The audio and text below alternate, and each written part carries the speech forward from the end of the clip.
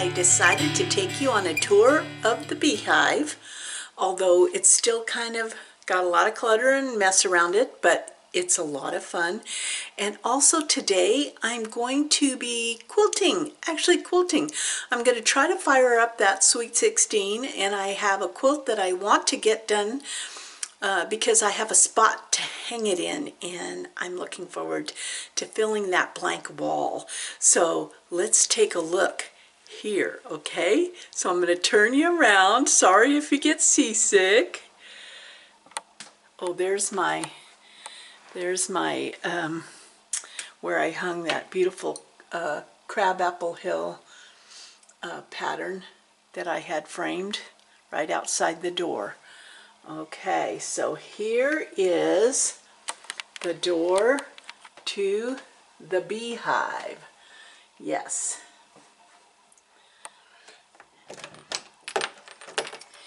And here we're going in. Here it is.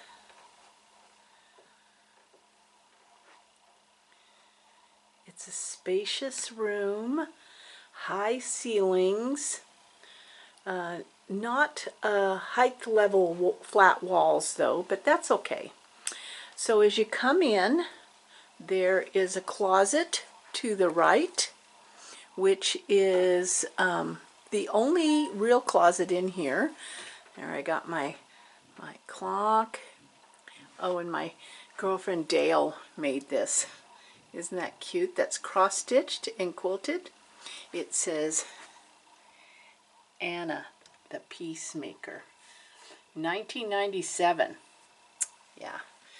And there's the photos I took when Lori and Robin and I did a tour of France and part of the Black Forest with Jean Mills down in Pacific Grove. So when you open this door, there is the stash closet. Yeah, so the way I have it organized is I have my project boxes in here because they're not very attractive looking, so I want them behind a door. I guess that's the best. But look at how many I have. Okay. And then I have milk cartons that are filled with projects or kits. And then up above in that top shelf, I have bolts of like a couple of bolts of fabric and some pillow forms and batting. So that's the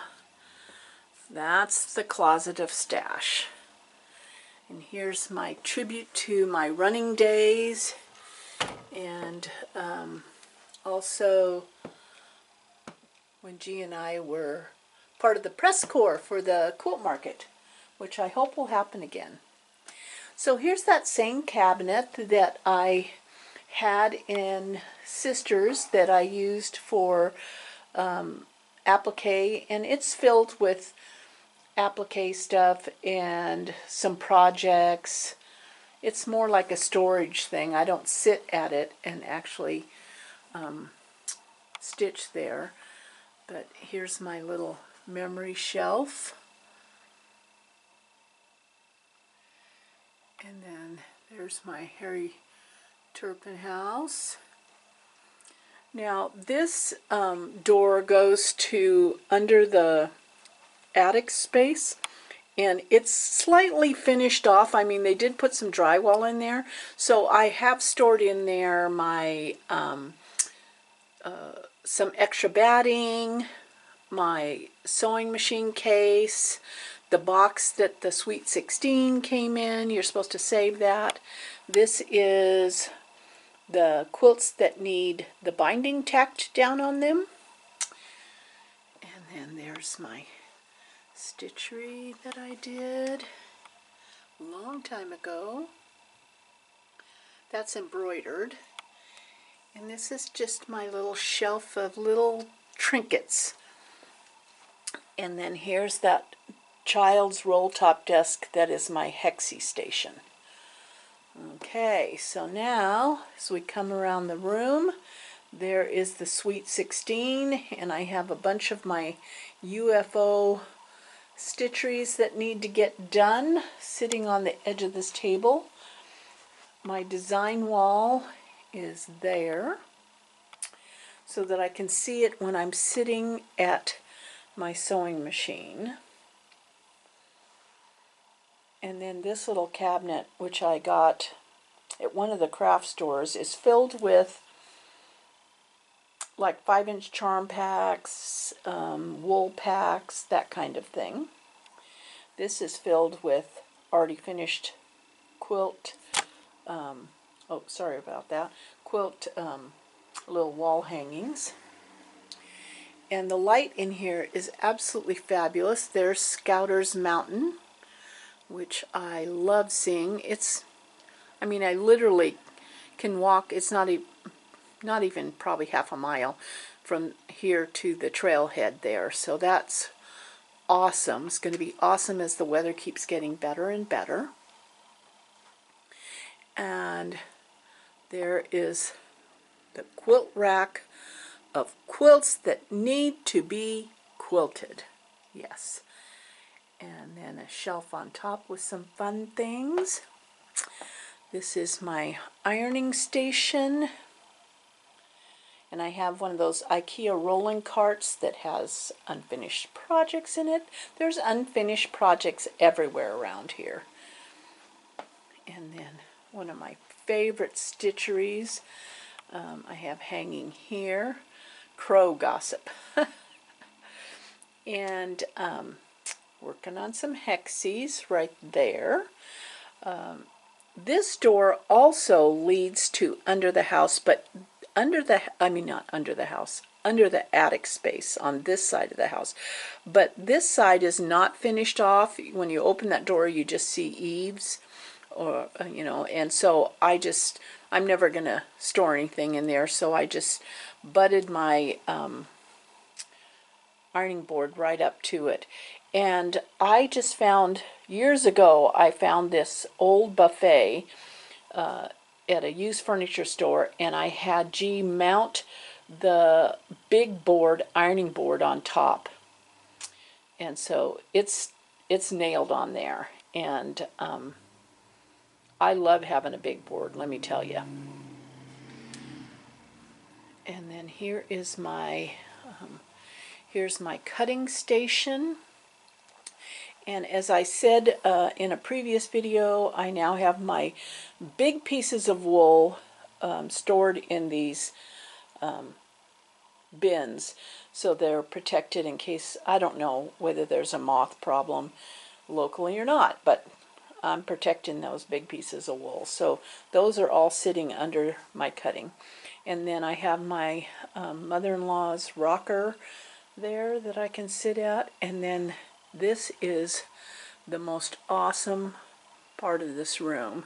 It is the bookshelf. It is wall to wall. It's filled with stuff. I have my books, my patterns, my fabric storage, and yes, it's not covered from the light, but the light does, I mean, I need to use this fabric up. The light does not reach this. And then, from the window anyway. And then all kinds of fun things, you know, all these things that, you know, make me smile. And my little pin cushion area.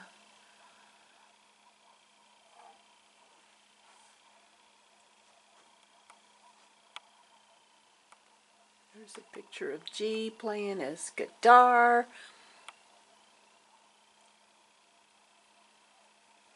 I'm keeping this Christmas holiday shelf out year-round. Look at those little gnomes that Robin made me out of pottery in that tree. So as I step back, you can see what an amazing shelf system that is. I mean, it's going to be a challenge to dust it, but it will be worth it. I just love it. And then I have my girlfriend's stitching table here. I can't wait till there's some people sitting around here and we can stitch together. So what am I doing today in here? Like I said, I'm going to be quilting on the Sweet 16. I'm hoping it fires right up. And the quilt I'm going to be working on is this one. Charlie Harper. Yeah, these are all Charlie Harper motifs in the center. And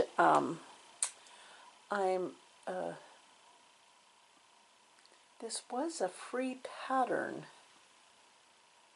Was it a free pattern? Yes, I think it was a free pattern. And I had been collecting Charlie Harper fabrics for a while, and then a friend helped me put it together. So I'm going to quilt it, and I think what I'm going to do is just do straight lines, modern, you know, just a modern straight line grid, going from top to bottom all the way across. I looked on Pinterest for modern quilt designs, and they even had Charlie Harper quilts on there. And yeah, you don't need a lot of fancy quilting. You just keep it simple. I like to use this, let me show you here. Remember I talked about this Hobbs Fusible batting. And this one was a baby quilt size, and it's absolutely perfect, going to be perfect for this. Of course, it looks like I cut some of it out of it, so I'm going to have to make sure I have enough. And then I have to find a backing. So I will be showing you my process of ironing the layers together. Stay tuned.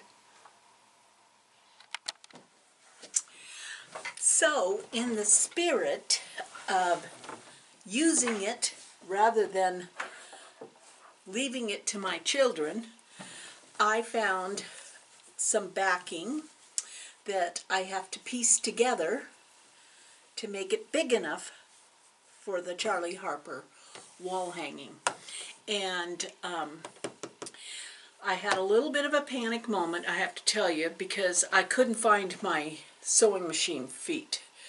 And I was like, oh my gosh, is that where the floss is? And but I did find them. They had just slid to the back of the drawer where I usually keep them. So because I am giving up. I told G last night when we went to bed, I said, I have felt the healthiest I have felt in a while since we moved. And I said, the only thing that I'm struggling with is my talent for going from 0 to 100 in my temper or my tantrums. And I said, I'm going to work on giving those up. So when I started to feel myself start to lose it, I stopped and I said,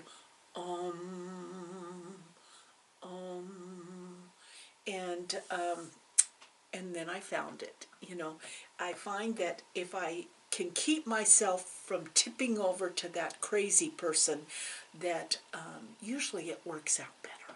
You know what I mean? So let's see. Oh, I have my sewing machine all set on slow. And for this straight seam, we can go a little bit faster.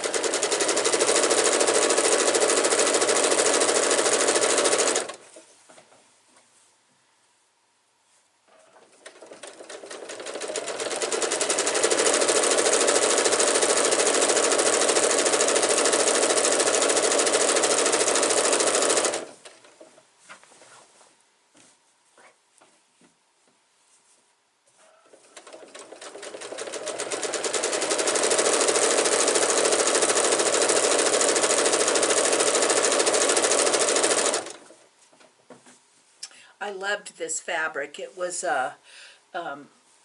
black and white and gray. And this is by RJR Fabrics, a cotton and steel design called Black and White. Oh, look, there's a cute little panda bear in the selvage. But it's just pencils that have fun things written on them. So I said I need to use it up.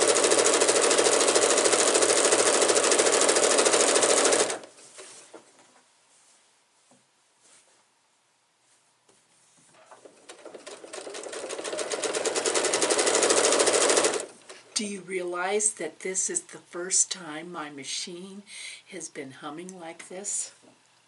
I feel so good. It feels so good. That's #1 on the top 10 chart list. That's that music.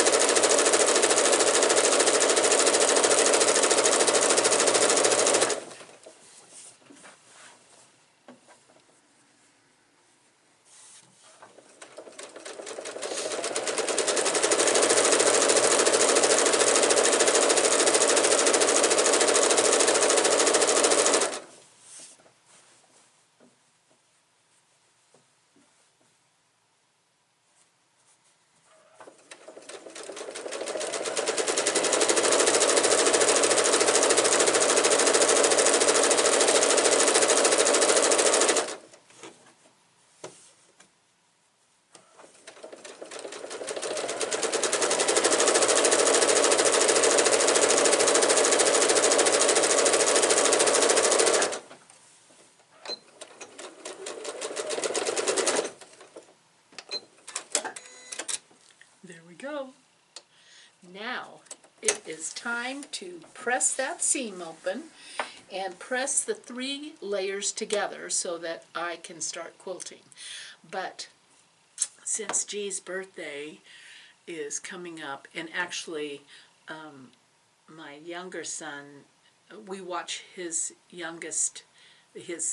oldest son on Sundays, is our Silas Day, that we're going to celebrate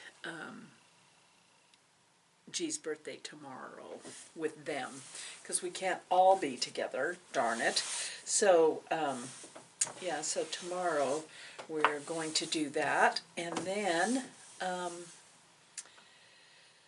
I have to go.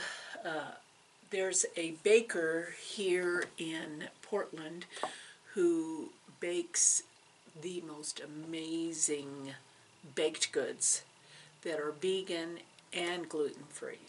And so you never have to think about it. Everything she does is vegan and gluten-free. So I'm going to be going to pick that up this afternoon. So I might be checking back in with you when I get done with that and start some quilting. What do you think?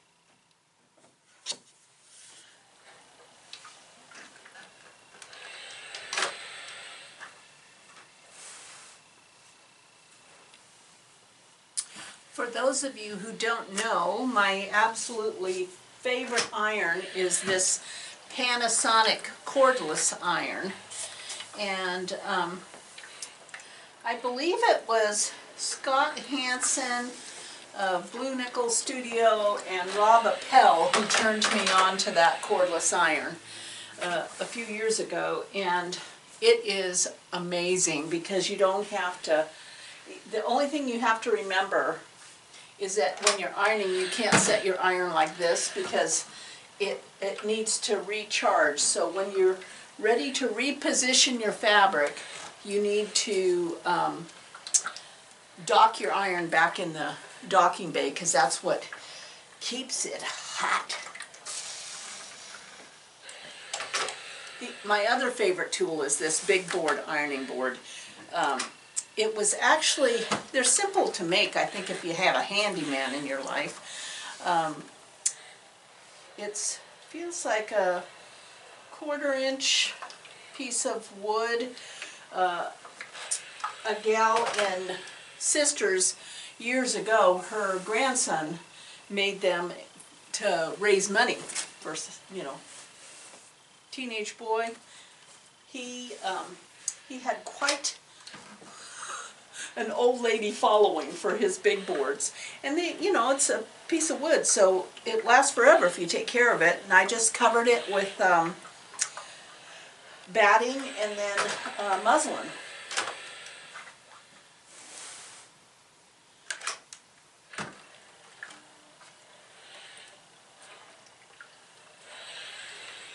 And then G mounted it on top of this sideboard that we bought at a used furniture store. Okay, so let's see what we're going to have here. Okay.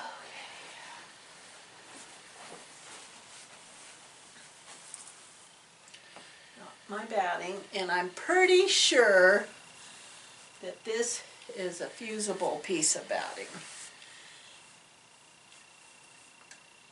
Yeah, pretty sure. That's nice. So I'm just kind of getting it situated here. Okay. I'm going to iron my layers together. Yeah.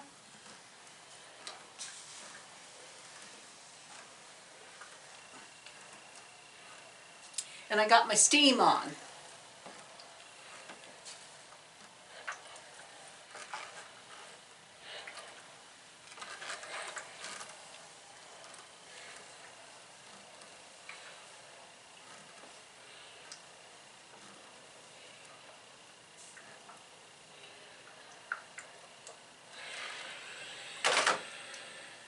And what I'll do is I will iron it on both sides so that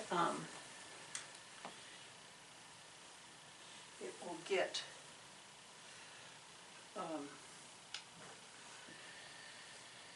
it'll stick to both sides.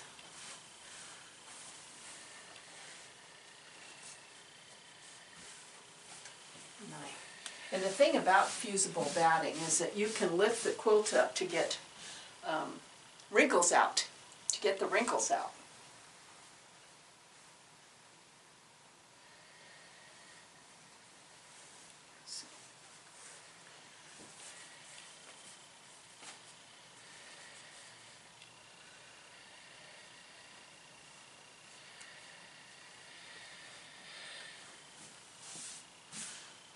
Sure that I get this on straight. I'm mumbling to myself, just trying to make sure I get this on straight, somewhat straight. Doesn't have to be perfect, but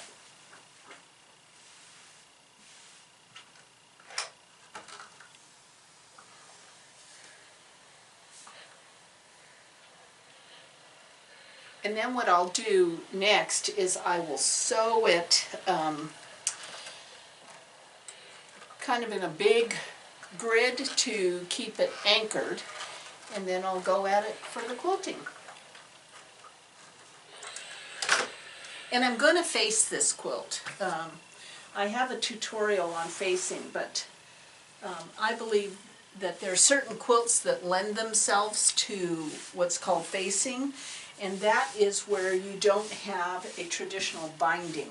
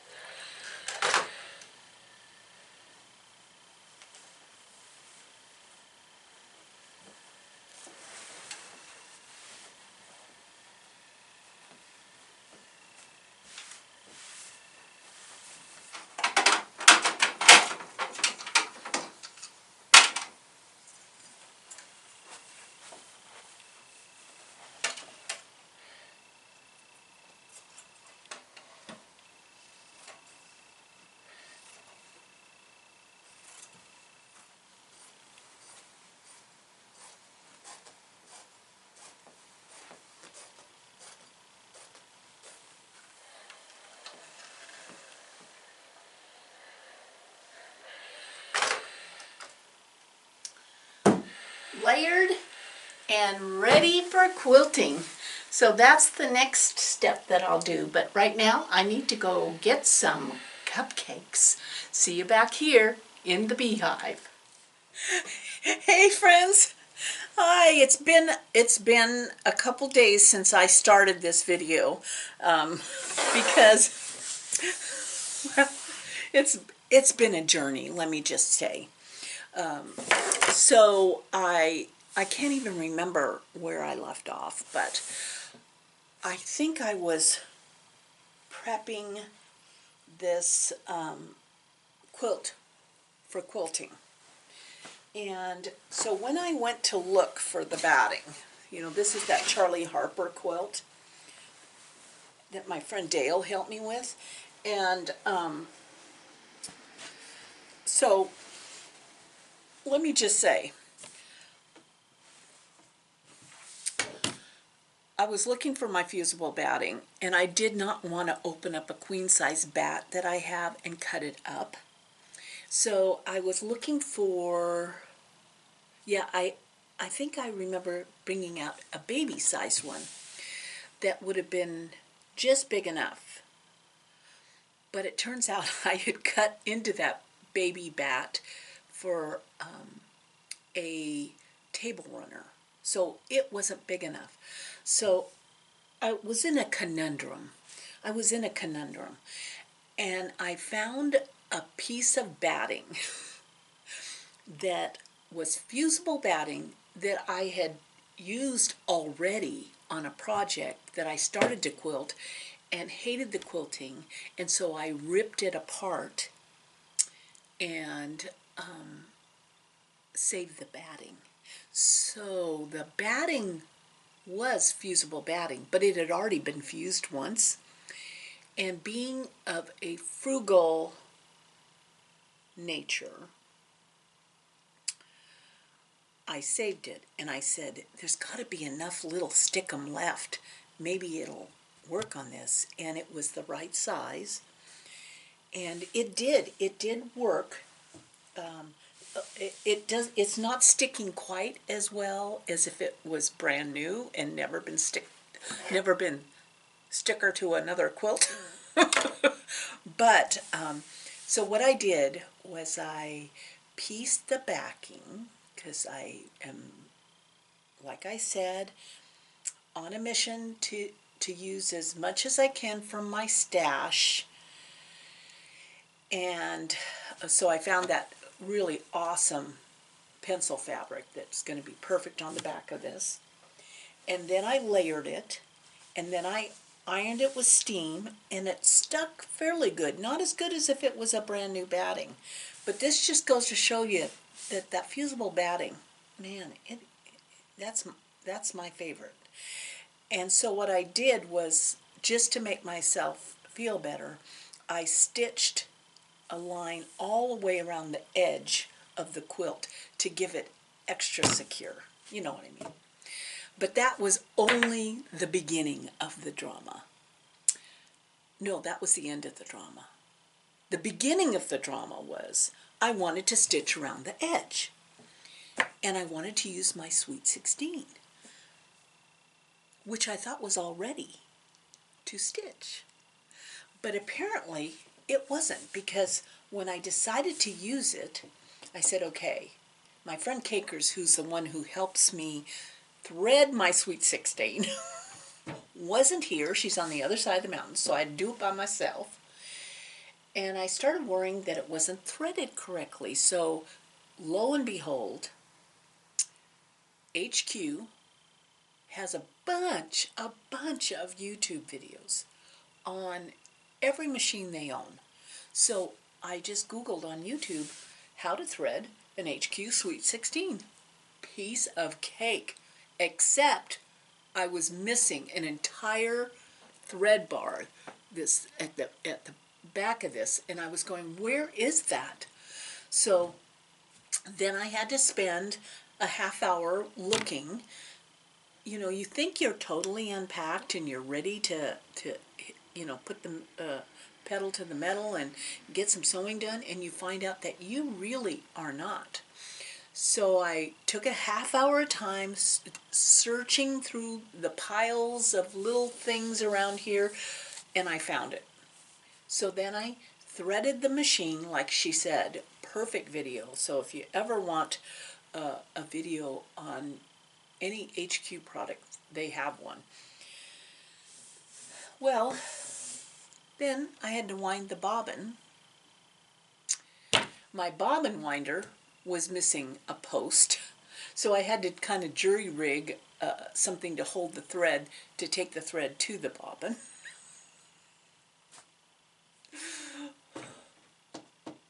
I tell you, moving is challenging. It's just challenging. So I finally got the bobbin threaded. Then I wanted to put the new bobbin in the HQ16, which means I have to raise this table up to be able to get to the bobbin casing. And the table wouldn't turn on. And I'm like, okay, why won't this table turn on? Turned out, I'd never hooked the table up to electricity. In fact, the cord wasn't even there. Here, I thought it was all set. The Beehive's ready to rock and roll. And no, stumped again. So I had to look for the cord. Then I had to move both of these tables out of the way so I could crawl under, like I felt like I was crawling through the sewers of Paris, trying to find a way out, and thread the cord, plug it into the machine, thread the cord through the hole in the wall, and then make it snake over to a plug. And it finally turned on. Yes. So then I got the bobbin in. Are you staying with me with this story? Because I'm telling you, I wonder why people watch this channel. Because, oh, I know, it's probably because they're learning what not to do. But, so, I decided, I was going to sew around the whole edge of this quilt because the stick-em on the batting wasn't the best because it was used before. And I noticed the tension was not good from the bobbin. So so in my little pea brain, I'm adjusting the loosey-goosey tension of the top thread. I realize now, what the heck? What the heck were you doing? So I said, well, they showed me how to thread the machine. I'm going to see if they can Google how to adjust the tension on the bobbin. 2-minute video. I'm like, oh my gosh. And apparently on this you're supposed to adjust the tension on the bobbin every time you use it because it might change a little bit. So I adjusted the tension on the bobbin. Oh my gosh, perfect stitch. So now, after an entire couple of hours of drama, I am ready to do some quilting on my HQ16, which I love. So this, choosing a quilt design is one of the challenges of quilting your own quilt. And but I decided that this quilt, which is going to hang in my entryway, is a modern quilt, and so I'm just doing straight lines, and I'm not even going to measure them. I'm going to just do straight lines and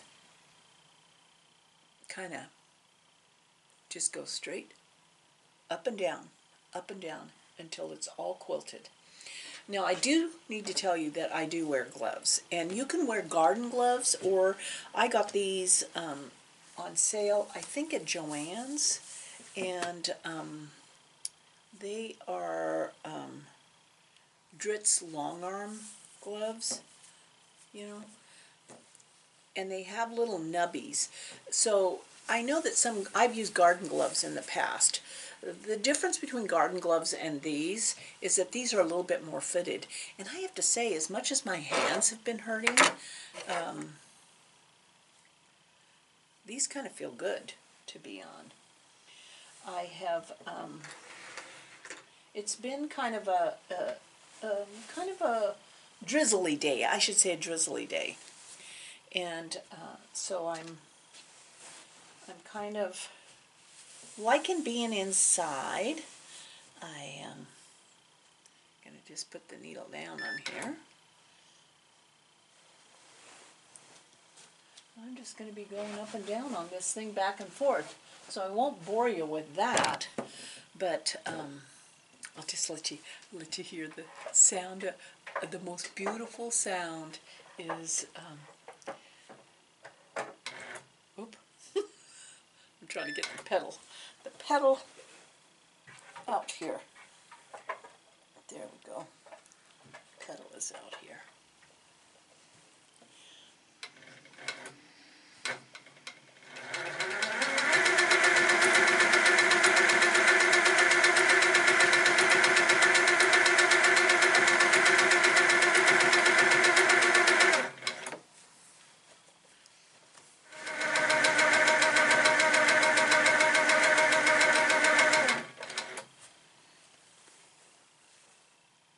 Perfect tension. Perfect tension, if I do say so myself. We celebrated, although G's birthday isn't until tomorrow. Of course, you might see this video on his birthday, but we celebrated a little bit yesterday, and he's having so much fun down in the garage setting up his workshop.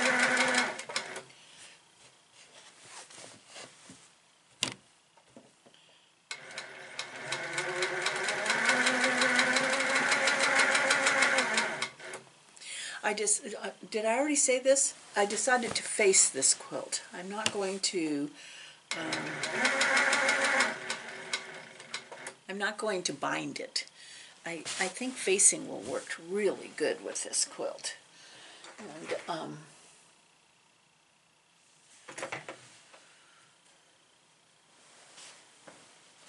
boy, I love this quilt. I just love this quilt.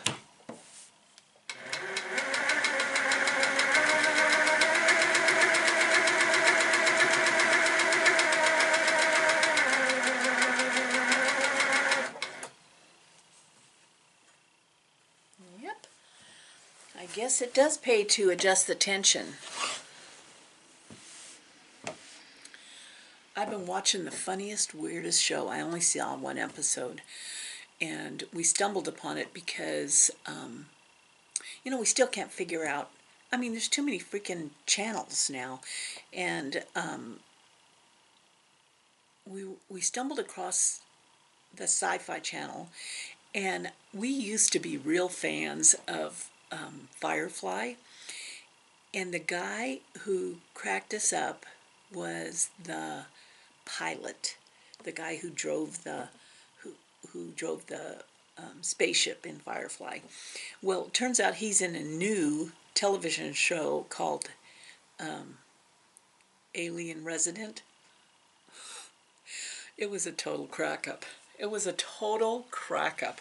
So we only saw one episode, so I can't give full recommendations of it, but in that one episode we were cracking up, and so we're going to watch it again. The only thing is that it's on at 10 o'clock at night, which we're not late night people, unfortunately. We maybe get a lot more done if we were, but so we somehow were able to record it. That was new to us.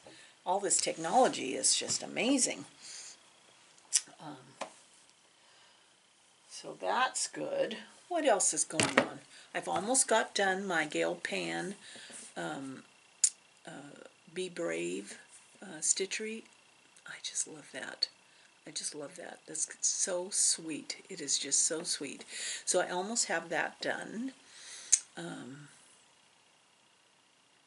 I'm almost ready to start prepping the February block of the home block. Oh, and just as a reminder, I saw that the Stitching Post put up the registration for the Zoom stitching, stitch along, whatever you want to call it, chit chat time at the shop. I'll be there doing a Zoom wool prepping on. You can do any kind of small wool prepping that you want to do, and we can just sit and talk, and I can answer any questions and just have a nice time. You just have to go on the Stitch and Post's website and register, and we'll have a nice afternoon of it. I'm really looking forward to it. I did a live FaceTime, which I should do another one, because I don't know about you. I mean, I'm basically an introvert, but I miss hugs. I miss those times where you, what did G and I talk about? It was because he was lamenting the other day, I can't wait till things go back to normal. And I said, oh honey, normal is going to be different, you know, because when I think about it, we didn't even think twice, you know, spontaneity. There was no thinking twice. You know, we used to go to work with a cold. I mean, I worked in a hospital. We used to go to work with a cold. You just took some NyQuil or Dayquil and you showed up, you know. I mean, they didn't want you calling in sick unless you had a temperature. But now, now, I think it'll be a little different. And there's just a lot more planning. Going into everything that we want to do. And so there's something, I do miss the the stitch groups and the sitting around a table and having a good time. I miss all of that. So, yeah. Well, thank you for stopping by. I finally got this video done. Excuse me. I've been sucking on this sea sucker. My sister lives near, she lives in California. And one day she was Zooming with me, or FaceTiming, and she was eating sea sucker. And I said, are you actually eating a sea sucker in front of me? And she went, oh, I feel so bad. So she sent me some. They're good. They're good. Well, thank you. Thank you for stopping by. And I hope that we can meet up again here shortly.